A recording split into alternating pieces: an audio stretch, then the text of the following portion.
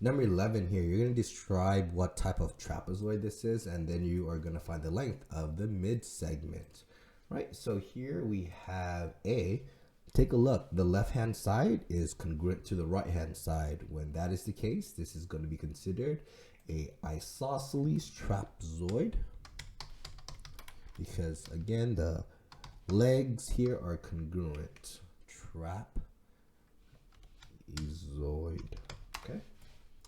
Now we can find the mid-segment. So we know that this mid-segment, so let me just write this as like MN, okay? So MN is going to be equal to 7 plus 11 divided by 2. It's essentially the average, okay? If you ever think about the mid-segment as just the average. 7 plus 11, which is going to be 18 divided by 2. So we know that the mid-segment here is going to be equal to 9. So this is equal to 9. This makes sense because the distance from 7 to 9, this is a distance of 2 units. That's also going to be the same distance here from 9 to 11, which is going to be 2 units. That's how you can double check.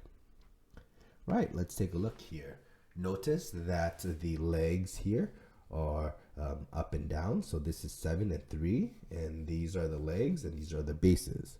The sides are not the same. So for this one, it's going to be just be a regular trapezoid. So we can just say this is just a regular trapezoid.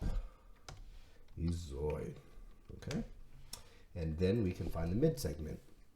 Again, the mid-segment here, we can use MN. This is just the average. So it's going to be MN is equal to 7 plus 3, okay, divided by 2. That's 10 divided by 2, which is just 5. Okay, let's see if this makes sense. If we put the value of 5, how do we go to 7? This is a distance of 2 units.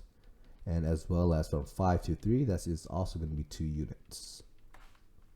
Then let's look at C. Okay, we have 5, 5 here, and let's see if we know what these are.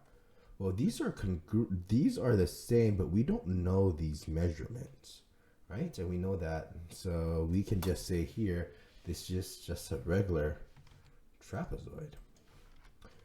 Trapezoid.